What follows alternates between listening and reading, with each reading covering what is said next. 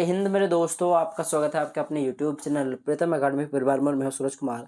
आज हम लोग क्लास 12th का जो आपका जियोग्राफी का जो आपका एग्ज़ाम होने वाला है उसके लिए कुछ मोस्ट इम्पॉर्टेंट सब्जेक्टिव और ऑब्जेक्टिव क्वेश्चंस आपके लिए लेकर आए हैं। तो सभी क्वेश्चंस को अच्छे से देखिएगा। तो चलिए स्टार्ट करते हैं। देखो, सबसे पहला प्रश्न है, निम्नलिखित कथनों में से कौन सा एक भूगोल का वर्णन नहीं करता है। तो कौन भूगोल का वर्णन नहीं करता है? ठीक है, तो द्विवेकता पर आश्रित ये जो आपके पास है यही जो है भूगोल का वर्णन नहीं करता है। चलिए आगे बढ़ते हैं। संभववाद शब्द का प्रयोग सर्वप्रथम किस फ्रांसीसी विद्वान ने किया था? तो देखा जाए तो जो आपके पास लुसियन फेब्रे जो है, लुसियन फेब्रे जो है ये एक फ्रांसीसी विद्वान है जिन्होंने सर्वप्रथम संभववाद शब्द का प्रयोग किया था। तो आपके पास संभववाद शब्द का प्रयोग किया था, ग नंबर का ऑप्शन करेक्ट हो जाएगा। चलिए 3 नंबर के प्रश्न पर आते हैं। देखिए, नवनिश्चयवाद के प्रवर्तक कौन है? तो नवनिश्चयवाद के प्रवर्तक की बात करूँ तो जाएगा ग्रिफिथ टेलर। ठीक है, तो याद रखना मेरी बात। चलिए आगे बढ़ते हैं। निम्नलिखित में से कौन सा एक भौगोलिक सूचना का स्रोत नहीं है? तो कौन सा भौगोलिक सूचना का स्रोत नहीं है? तो चंद्रमा से चट्टानी पदार्थों के नमूने। तो ये जो है यही जो है आपके पास एक भौगोलिक सूचना का स्रोत नहीं है, चंद्रमा से चट्टानी पदार्थों के नमूने। ठीक है। एंथ्रोपोजियोग्राफी जो नामक पुस्तक है ये किसने लिखा हुआ है? तो इसके अगर मैं बात करूँ फ्रेडरिक रेटजेल जो है इन्होंने ही लिखा हुआ है एंथ्रोपोजियोग्राफी नामक पुस्तक। ठीक है, फ्रेडरिक रेटजेल। ठीक है, तो घ नंबर का प्रश्न है 5 नंबर का, ये करेक्ट हो जाएगा। चलिए 6 नंबर के प्रश्न पर आते हैं। ज्योग्राफी शब्द का प्रयोग सबसे पहले किसने किया? तो ज्योग्राफी जो शब्द है इसका प्रयोग सर्वप्रथम याद रखना आपके पास इरेटोस्थेनीज ने किया था, इरेटोस्थेनीज। ठीक है, तो आपके पास ख नंबर का जो ऑप्शन है आपके पास ये सही आंसर हो जाएगा। चलिए 7 नंबर के प्रश्न पर आते हैं। तो देखो 7 नंबर प्रश्न है, रुको और जाओ शब्द का संबंध किस विचारधारा से? तो रुको और जाओ जो शब्द का संबंध है याद रखना ये नवनिश्चयवाद विचारधारा से है। तो आपके पास ग नंबर का ऑप्शन करेक्ट हो जाएगा 7 का। 8 नंबर के प्रश्न पर आते हैं। निम्नलिखित में से कौन सा एक लोगों और पर्यावरण के बीच अन्योन्य क्रिया का सर्वाधिक महत्वपूर्ण कारक है? तो सर्वाधिक महत्वपूर्ण कारक यहाँ कौन है? तो देखा जाए तो आपके पास प्रौद्योगिकी, जो आपके पास ख नंबर का ऑप्शन है प्रौद्योगिकी, यही सही आंसर हो जाएगा 8 का। चलिए 9 नंबर के प्रश्न पर आते हैं। मानव भूगोल मानव समाज तथा धरातल के बीच संबंधों का संश्लेषित अध्ययन है। यह कथन किसका है? तो अगर मैं इस कथन की बात करूं तो याद रखना फेडरिक जो आपके पास रेटजेल है यही है। ठीक है, तो आपके पास घ नंबर का ऑप्शन करेक्ट हो जाएगा 9 नंबर का। चलिए 10 नंबर के प्रश्न पर आते हैं। निम्नलिखित में से कौन सा एक मानव भूगोल का उपागम नहीं है? तो कौन सा यह मानव भूगोल का उपागम नहीं है? तो देखा जाए आपके पास तो आपके पास मात्रात्मक क्रांति जो है ये जो है आपके पास मानव भूगोल का उपागम नहीं है। ठीक है, तो ख नंबर का ऑप्शन आपका करेक्ट हो जाएगा। 11 नंबर के प्रश्न पर आते हैं। मैं थोड़ा धीरे धीरे पढ़ा रहा हूँ, मेरी थोड़ा तबीयत भी खराब है और साथ ही साथ आप लोगों के लिए आसानी हो तो एक काम करो, वीडियो को 2x2 के स्पीड में देखो, थोड़ा जल्दी पार हो जाएगा और सुनने में भी अच्छा लगेगा। ठीक है, फ्रेडरिक रेटजेल की शिष्या का नाम बताइए। तो फ्रेडरिक रेटजेल की शिष्या का नाम क्या था? याद करो, कुमारी एलन सैंपल। ठीक है, कुमारी एलन सैंपल था, याद रखना मेरी बात। चलिए आगे बढ़ते हैं। आर्थिक भूगोल में किस उपक्षेत्र को सम्मिलित नहीं करते हैं? तो किस उपक्षेत्र को सम्मिलित नहीं करते हैं? तो यहाँ ऑप्शन में देखा जाए तो आपके पास सांस्कृतिक भूगोल जो है इसको हम लोग आर्थिक भूगोल में देखा जाए तो देखा है तो सम्मिलित नहीं करते। तो आपके पास घ नंबर का ऑप्शन 12 का करेक्ट हो जाएगा। चलिए 13 नंबर के प्रश्न पर आते हैं। लेकिन संभववाद की अवधारणा में किस घटक को ज़्यादा महत्वपूर्ण माना गया है? तो किस घटक को ज़्यादा महत्वपूर्ण माना गया है? तो देखा है तो मानवीय घटक को बहुत ज़्यादा महत्वपूर्ण माना गया है। मार्क के सिद्धांत का उपयोग किस विचारधारा के अंतर्गत किया गया है? तो देखा जाए तो याद रखिएगा जब के पास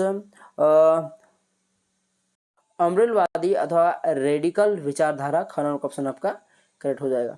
चलिए आगे बढ़ते हैं नेक्स्ट प्रश्न की ओर। 15 नंबर के प्रश्न पर क्या कि 1990 का जो दशक है ये भूगोल के किस उपागम के लिए जाना जाता है? तो ये देखा जाए तो 1990 का जो दशक है तो याद रखिएगा जो के पास आधुनिकतावाद जो होता है इसी के कारण से वो जाना जाता है। तो आपका क नंबर का ऑप्शन करेक्ट हो जाएगा। चलिए अब कुछ सब्जेक्टिव करते हैं, टेंशन मत लो, फिर हम लोग ऑब्जेक्टिव करेंगे, फिर सब्जेक्टिव करेंगे, फिर ऑब्जेक्टिव करेंगे, सब्जेक्टिव करेंगे, इस प्रकार से क्वेश्चंस करेंगे, ठीक है।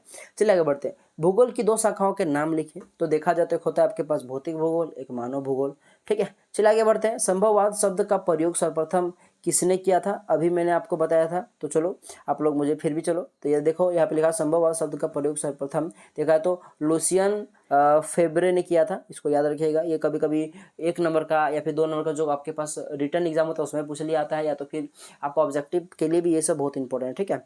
चलो आगे बढ़ते हैं। जियोग्राफी का शाब्दिक अर्थ क्या होता है? तो इसका शाब्दिक अर्थ की अगर मैं बात करूँ तो हो जाएगा पृथ्वी का वर्णन करना, यही होता है जियोग्राफी का मीनिंग, ठीक है। चलिए आगे बढ़ते हैं। ओरिजिन ऑफ स्पीसीज नामक पुस्तक किसने लिखी थी? तो याद रखना ये जो पुस्तक है ये चार्ल्स डार्विन ने लिखा हुआ था।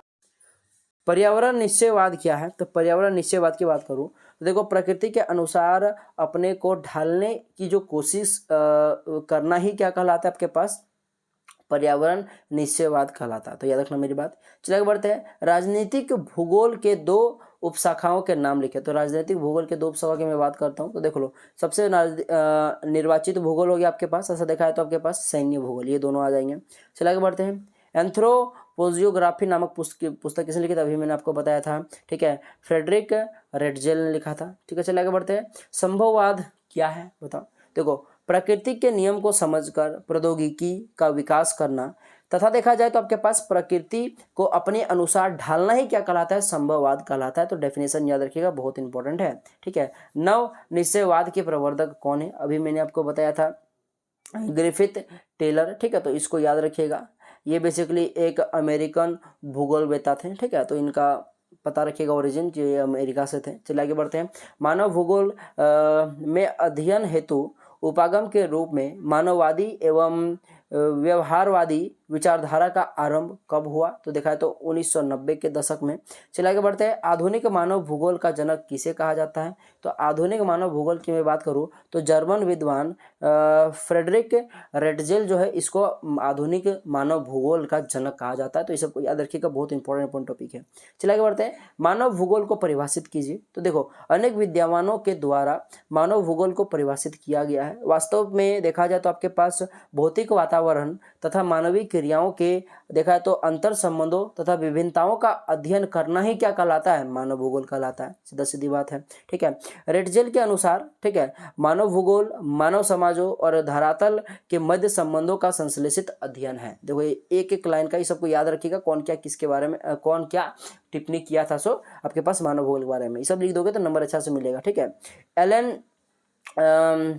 चर्चिल आपके पास सैंपल जो थे, इसके अनुसार अगर मैं बात करूं तो मानव भूगोल अस्थिर पृथ्वी और क्रियाशील मानव के मध्य आपके पास परिवर्तनशील संबंधों का अध्ययन करना है। तो कुल मिलाकर देखा जाए तो यही था। सब चीज़ों को याद रखिएगा, कौन क्या बोला था सो, ठीक है। चलिए आगे बढ़ते हैं।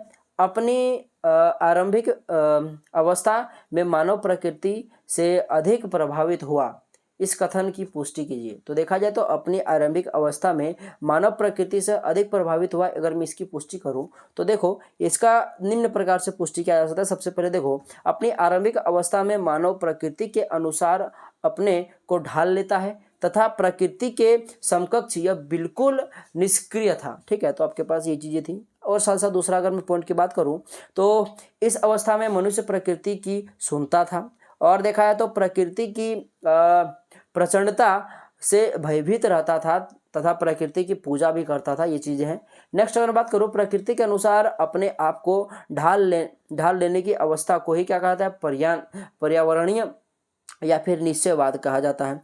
साथ ही साथ अगर देखा जाए तो अपनी प्रारंभिक अवस्था में मानव के प्रौद्योगिकी ज्ञान का स्तर काफी निम्न था। देखा है तो काफी छोटा था, काफी निम्न था। अतः सामाजिक विकास का स्तर काफी निम्न था। यही कारण था कि अपनी आरंभिक अवस्था में मनुष्य प्रकृति से अधिक प्रभावित हुआ, ठीक है। तो ये सारी चीजें थी। चलिए आगे बढ़ते हैं। मानव भूगोल के कुछ उप क्षेत्रों के नाम बताइए। तो देख लो, एक हो गया कृषि भूगोल, सामाजिक भूगोल, जनसंख्या भूगोल, आर्थिक भूगोल, देखा तो संसाधन भूगोल, देखा तो संस्कृति भूगोल, देखा तो नगरीय भूगोल, ठीक है। उसको देखा तो राजनीतिक भूगोल हो गया, आवास भूगोल। तो ये सारी चीजें हैं, तो इनको याद रखिएगा। चलिए अब कुछ फिर से हम लोग क्या करेंगे, कुछ हम लोग ऑब्जेक्टिव क्वेश्चन पर बात करते हैं। निम्न में से किस प्रकार की बस्तियां सड़क, नदी या नहर के किनारे होती है? रेखीय बस्तियां, ठीक है, सीधे लाइन में। ख नंबर का ऑप्शन आपका कट हो जाएगा। निम्न में कौन सी एक आर्थिक क्रिया ग्रामीण बस्तियों की मुख्य आर्थिक क्रिया है? तो याद रखना, जो आपके पास प्राथमिक है यही जो आपके पास हो जाएगा। चलिए आगे बात नेक्स्ट प्रश्न की ओर। निम्न में किस प्रदेश में प्रलेखित प्राचीनतम नगरीय बस्ती है? तो देखा जाए तो यहाँ पे यहाँ देखा जाए तो निम्न में से कौन सा ऐसा प्रदेश है जिसमें आपके पास प्रलेखित, ठीक है, बार बार प्रलेखित बोल दे रहा हूँ, प्राचीनतम नगरीय बस्ती है? तो देखा जाए तो याद रखना सिंधु घाटी आपके पास। ख नंबर का ऑप्शन आपका 3 का करेक्ट हो जाएगा। चलिए आगे बढ़ते हैं। 2011 के प्रारंभ में भारत में कितने मिलियन शहर थे? तो 2011 के प्रारंभ में याद रखना 53 मिलियन। क नंबर का ऑप्शन आपका 4 का करेक्ट हो जाएगा। चलिए आगे बढ़ते हैं। विकासशील देशों की जनसंख्या के सामाजिक ढांचे के विकास एवं आवश्यकताओं की पूर्ति में कौन से प्रकार के संसाधन, ठीक है, आपके पास सहायक है? तो देखा जाए तो याद रखना मेरी बात, जो आपके पास सामाजिक संसाधन ये देखा जाए तो आपके पास सहायक है। आपका 5 का घ नंबर का ऑप्शन करेक्ट हो जाएगा। चलिए आगे बढ़ते हैं।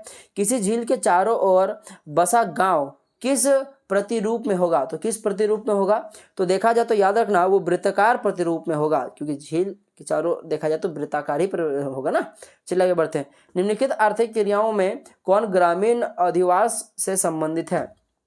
तो याद रखना मेरी बात, जो आपके पास प्राथमिक हो जाएगा यही सही आंसर हो जाएगा। पर्वतीय प्रदेशों में किस प्रतिरूप का अधिवास पाया जाता है? तो पर्वतीय प्रदेशों में अगर मैं बात करूं तो याद रखना मेरी बात, जो आपके पास सीढ़ी नुमा पाया जाता है, ठीक है। चलिए आगे बढ़ते हैं। लिखा यहाँ पे टुंड्रा क्षेत्र में एस्किमो द्वारा बर्फ के टुकड़ों से बनाए गए अधिवास को क्या कहा जाता है? इसी को हम लोग इग्लू बोलते हैं, ठीक है। आप लोगों ने बहुत सारा वीडियो वगैरह में देखा होगा। चलिए आगे बढ़ते हैं। भिलाई नगर किस वर्ग का है? तो देखा है तो भिलाई नगर याद रखना वो आपके पास औद्योगिक वर्ग का। चलिए आगे बढ़ते हैं नेक्स्ट प्रश्न की ओर। नदी के सहारे बसा गांव किस प्रतिरूप का होगा? नदी के देखा जाए तो आपके पास सहारे जो गांव बसता है, ठीक है, उसकी अगर मैं प्रतिरूप की बात करूं तो याद रखना मेरी बात, जो आपके पास ये भी रेखीय हो, क्योंकि नदी जनरली रेखीय होता है। निम्नलिखित में कौन औद्योगिक नगर है? तो देखा जाए तो याद रखना मेरी बात, जो आपके पास है जमशेदपुर है, यही एक औद्योगिक नगर, यहाँ बहुत सारे उद्योग है। चलिए आगे बढ़ते हैं। अच्छा लिखा है यहाँ पे धारावी मलिन बस्ती किस नगर में स्थित है? तो देखा है तो धारावी मलिन बस्ती जो है आपके पास, याद रखना मेरी बात, वो आपके पास मुंबई में अवस्थित है। आपके पास घ नंबर का ऑप्शन आपका करेक्ट हो जाएगा 13 का। चलिए आगे बढ़ते हैं 14 नंबर के प्रश्न पर। लिखा यहाँ पे मेगा नगर की जनसंख्या कितनी होती है? तो मेगा नगर की अगर मैं जनसंख्या की बात करूँ तो याद रखना 50 लाख से अधिक होता है। उसी प्रकार से निम्नलिखित में कौन ऑस्ट्रेलिया की राजधानी आपको बताना है? तो देखो ऑस्ट्रेलिया की राजधानी की बात करूँ कैनबेरा, जो आपके पास ग नंबर का ऑप्शन है ये 15 का, ये करेक्ट हो जाएगा। चलिए आगे बढ़ते हैं। आप कुछ फिर से हम लोग सब्जेक्टिव करते हैं। कौन सा बस्ती प्रतिरूप सड़कों व नदियों के किनारे विकसित होता है? तो रैखिक प्रतिरूप वाला अभी मैंने आपको बताया था। खनिज अयस्क क्या है? तो देखा तो पृथ्वी से स्वतंत्र अवस्था में प्राप्त धातु को ही क्या बोलते हैं? खनिज अयस्क बोलते हैं। अच्छा लिखा कि अदीस अबाबा किस राष्ट्र की राजधानी है? तो याद रखना इथोपिया की ये राजधानी है। सच देखा है तो इसकी स्थापना 1878 में की गई। देखा है तो आदिस का अर्थ है नवीन तथा अबाबा का अर्थ हुआ पुष्प, ठीक है। तो एक हो गया आपके पास नवीन तथा एक हो गया पुष्प, ठीक है। अतः इस नगर को नवीन पुष्प भी कहा जाता है, तो वही चीज लिखा हुआ है, तो इसको याद रखिएगा। चलिए आगे बढ़ते हैं। संगर शब्द का सबसे पहले प्रयोग किसने किया था? देखा तो संगर शब्द का सबसे पहले प्रयोग 1915 ईस्वी में देखा है तो पैट्रिक गिडीज, ठीक है, पैट्रिक गिडीज ने नामक एक विद्वान थे, उन्होंने किया था, ठीक है। संगर अलग अलग नगरों व शहरों के आपस में मिले जाने से एक विशाल नगरीय क्षेत्र संगर का रूप लेता है, ठीक है। जैसे कि आपके पास हो गया द ग्रेट लंदन जिसको हम लोग बोलते हैं, ठीक है, मैनचेस्टर हो गया, शिकागो हो गया, टोक्यो हो गया, बृहत मुंबई हो गया, इत्यादि ये सारी चीज़ें हैं, तो याद रखिएगा। चलिए आगे बढ़ते हैं। मेगालोपोलिस शब्द का अर्थ आपको बताना है। इसका प्रयोग सर्वप्रथम किसने किया था? तो देख लो मेगालोपोलिस जो है, इस शब्द का अगर मैं अर्थ की बात करूं तो देखा जाए तो आपके पास विशाल नगर होता है।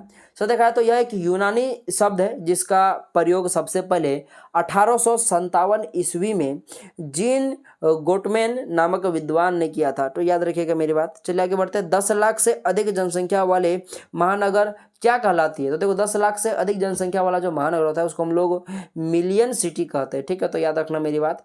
चलिए आगे बढ़ते हैं। भारत की जनसंख्या के अनुसार नगर में न्यूनतम कितनी जनसंख्या अनिवार्य है? तो याद रखना आपके पास 5000। चलिए आगे बढ़ते हैं, ये न्यूनतम थी। अच्छा, लिखा है कि किस प्रकार की बस्ती प्रतिरूप झीलों व तालाबों के इर्द गिर्द विकसित होती है? तो गोलाकार बस्ती। अभी मैंने आपको ये चीज बताया था ऑब्जेक्टिव में, ये सभी ऑब्जेक्टिव में भी आ सकता है। 1 करोड़ या उससे अधिक जनसंख्या वाले नगर को क्या कहते हैं? इसको हम लोग मेगा सिटी कहते हैं। चलिए आगे बढ़ते हैं। वे नगर जिनकी आकृति विषम होती है क्या कहलाती है? विषम समझा, इधर उधर, ठीक है। तो देखो जो अनियोजित नगर उसको कहेंगे, याद रखना मेरी बात। 100% नगरीय जनसंख्या वाले देश का नाम बताइए। तो देखा है तो सिंगापुर। चलिए आगे बढ़ते हैं। विश्व का पहला मेगा सिटी कौन सा है? तो देखा जाए तो न्यूयॉर्क को माना जाता है, ठीक है। चलिए आगे बढ़ते हैं। अब चलिए कुछ फिर से ऑब्जेक्टिव करते हैं हम लोग। संसार में अधिकतम महान पतन इस प्रकार वर्गीकृत किया गया है। विस्तृत पतन, ख नंबर का ऑप्शन आपका कट हो जाएगा। निम्नलिखित महाद्वीपों में आपके पास किस एक से विश्व व्यापार का सर्वाधिक अफवाह होता है? तो कहाँ ऐसा है जो अभी सर्वाधिक विश्व व्यापार का अफवाह होता है, या बोलो सबसे ज्यादा होता है? तो देखा जाए तो आपके पास यहाँ जो आपके पास उत्तरी अमेरिका है, ये ग नंबर का ऑप्शन ही करेक्ट हो जाएगा। आपके पास 2 नंबर का ऑप्शन कट हो जाएगा। दक्षिणी अमेरिका राष्ट्र में से कौन सा एक ओपेक का सदस्य है? तो ओपेक का सदस्य की अगर मैं बात करूं तो याद रखना मेरी बात, जो यहाँ पे आपके पास वेनेजुएला है, यही सही आंसर हो जाएगा। ये आपके पास ओपेक का सदस्य है। निम्न आपके पास व्यापार समूहों में से भारत किसका एक सदस्य है? तो किसका एक सदस्य है? तो भारत की अगर मैं बात करूं तो याद रखना ये आपके पास साप्टा सही हो जाएगा, कॉर्नर का ऑप्शन कट हो जाएगा। यह है कि सार्क देशों में सम्मिलित नहीं है। तो सार्क देशों की अगर मैं बात करूं तो इसमें कौन सा ऐसा है जो कि सम्मिलित नहीं है? तो देख लो आपके पास अफगानिस्तान जो है वो सम्मिलित नहीं है। चलिए आगे बढ़ते हैं। 1995 में गेट का रूप बदलकर किस संगठन का उदय हुआ? तो देखा जाए तो याद रखना मेरी बात, जो आपके पास विश्व व्यापार संगठन का उदय हुआ था गेट का रूप बदलकर। चलिए आगे बढ़ते हैं। 1948 में संस्थापित संगठन GATT का पूरा नाम क्या है? तो GATT का अगर मैं पूरा अगर नाम की बात करूं तो याद रखना आपके पास जनरल एग्रीमेंट ऑन आपके पास ट्रेड एंड टेरिफ, आपका ख नंबर का ऑप्शन आपका करेक्ट हो जाएगा 7 का। चलिए आगे बढ़ते हैं। 8 नंबर पर लिखा कि WTO का मुख्यालय कहाँ है? तो WTO का मुख्यालय सबको पता है कहाँ है, आपके पास जनेवा में, सबको पता ही चीज। तो बहुत इंपॉर्टेंट प्रश्न है। या ये आयात निर्यात के बीच मूल्यों में अंतर को क्या कहते हैं? तो आयात निर्यात के बीच में जो मूल्यों का अंतर है इसको ही हम लोग क्या बोलते हैं? व्यापार संतुलन कहते हैं। अच्छा, निम्न में से अंतर्राष्ट्रीय व्यापार के प्रकार कौन कौन है? तो बता कौन कौन है अंतर्राष्ट्रीय व्यापार के प्रकार? तो द्विपार्श्विक व्यापार और बहुपार्श्विक व्यापार दोनों सही आंसर हो जाएगा। क और ख दोनों आपका घन और ऑप्शन कट हो जाएगा 10 का। चलिए अब कुछ फिर से सब्जेक्टिव करते हैं। अंतर्राष्ट्रीय व्यापार के 3 महत्वपूर्ण पक्ष क्या है? तो देखो देखा जाए तो सबसे पहले अंतर्राष्ट्रीय व्यापार की बात करते हैं। देखो, दो देशों के बीच वस्तुओं और सेवाओं के क्रय विक्रय, खरीदना और बेचना को ही क्या कहते हैं? अंतर्राष्ट्रीय व्यापार कहते हैं। अंतर्राष्ट्रीय व्यापार के 3 महत्वपूर्ण पक्ष हैं। ये देखा जाए तो व्यापार का परिमाण, देखा जाए तो व्यापार का संयोजन और व्यापार की दिशा। तो आपके पास ये 3 थे, बहुत इंपॉर्टेंट प्रश्न था। चलिए आगे बढ़ते हैं। व्यापार संतुलन से क्या समझते हैं? इसके प्रकारों को स्पष्ट कीजिए। तो देखो, 2 या 2 से अधिक देशों के मध्य निश्चित समय में होने वाले आयात निर्यात के अंतर को व्यापार संतुलन या व्यापार आपके पास शेष करते हैं, ठीक है ना।